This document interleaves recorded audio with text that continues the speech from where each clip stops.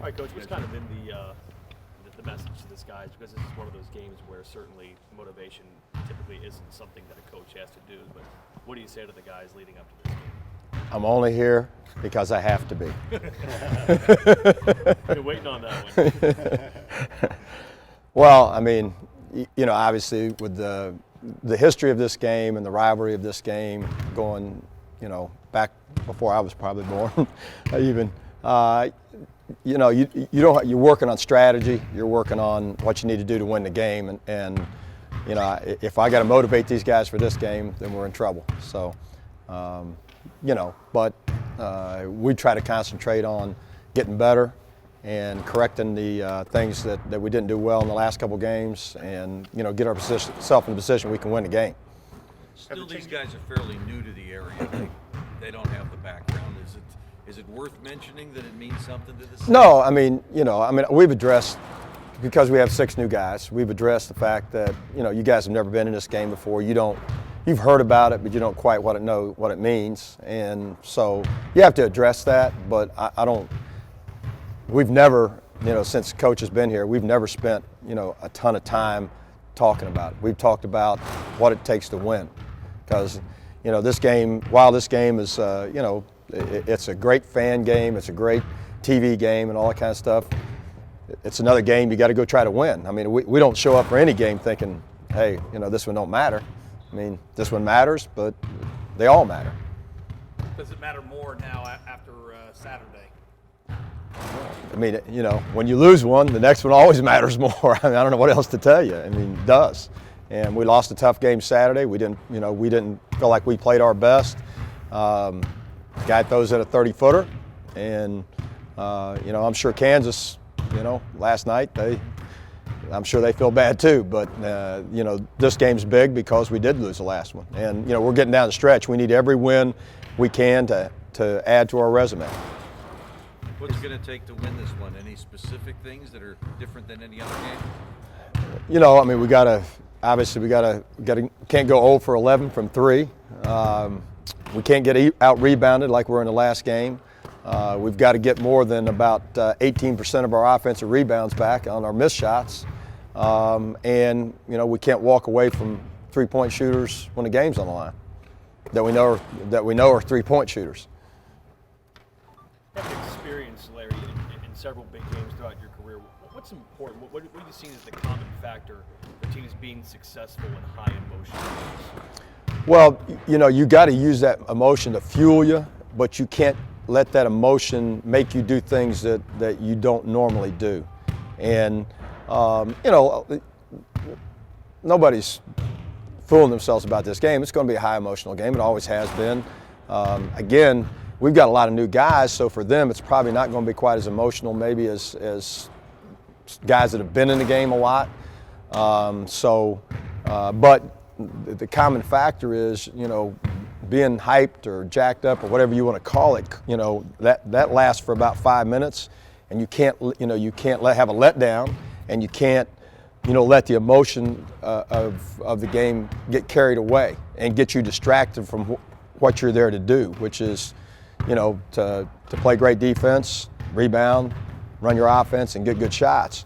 You know, you can't get into you know, talking back and forth. You can't get into all that kind of stuff. I mean, because the emotion can do that to you if you're careful, or the emotion can let you come down and hey, you try to be a hero. We don't need heroes. We need soldiers. I need soldiers in this game, guys who do their job, okay, and getting that foxhole together, okay, and battle together. I don't need some hero coming out here trying to get 30 and win the game, taking bad shots, and some guy going for every steal and trying to, you know, gamble every time on defense. We need soldiers in this game. And emotion, if you're not careful, like on the battlefield, will try to make you be a hero. And I don't need heroes. I need soldiers. Larry, go ahead.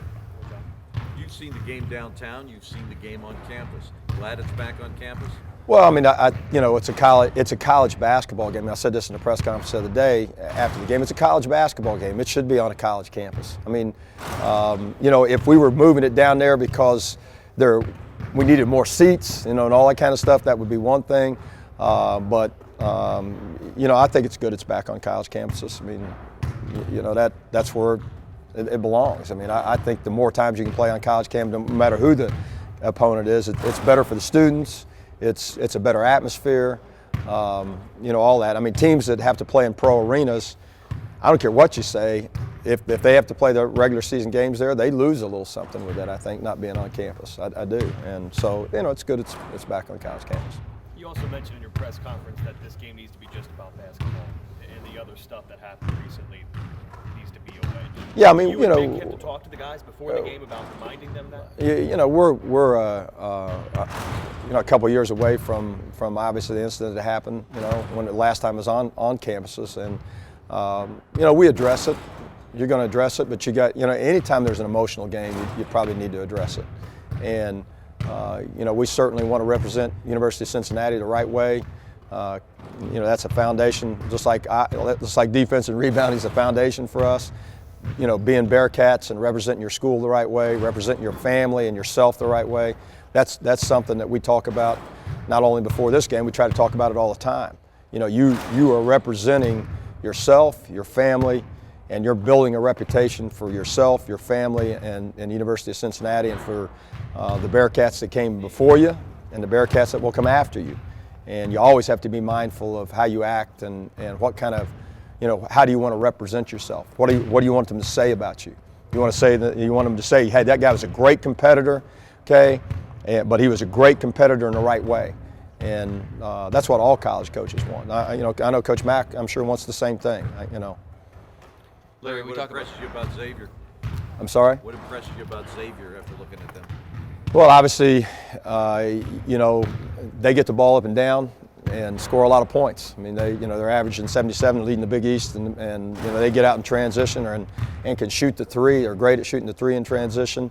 With Stainbrook down low and Reynolds playing really well down low, when they get in the half court, they get the ball inside of those guys, and Stainbrook's, he's tough to deal with. He's just so big, and kid with great hands and a great touch. And so, I'm impressed with them offensively. Not that they're a bad defensive team, but I mean, I think their forte has certainly been offense. And where our forte has been defense and not offense, there's probably has been more. Their forte has been offense and not as much defensively. But you could throw everything out the window in this game. Are they any different defensively now because they've been switching things up, playing zone, playing 1-3-1 trap, playing man? Yeah, I mean, Coach Mack's trying to find a way, for his team to be a better defensive team. And, as the season progresses, if you're a good coach, that's what you do. You try to, just like we're trying to find a way to be better offensively and continue to be a good defensive team. And that's what you have to do. You have to search, you have to change some things, you have to tweak some things. And, yeah, I would say, they're a much better defensive team than they were a month ago. There's no question. Just watching them on film. You talked about the players' emotions. For you, is this the next team on the schedule, or do you get a little more amped for this one? I mean, I didn't grow up in Cincinnati. I mean, I've been here for this will be my 9th one of these. Again, Mick and I have always tried to, and Mick grew up here, but I think we've always tried to approach it this as a business-like game. You can't get caught up in that either as a coach. You got to get focused on how to win, no matter who the opponent is, not on who the opponent is, And it's a crosstown rivalry and all that, but I don't think I get any more amped up for this one than I did Tulane. I mean, I wanted to beat Tulane as bad as anything. Okay, I want to beat Xavier as bad as anything. I don't know what else to say. Any instinct on the manager's game tonight?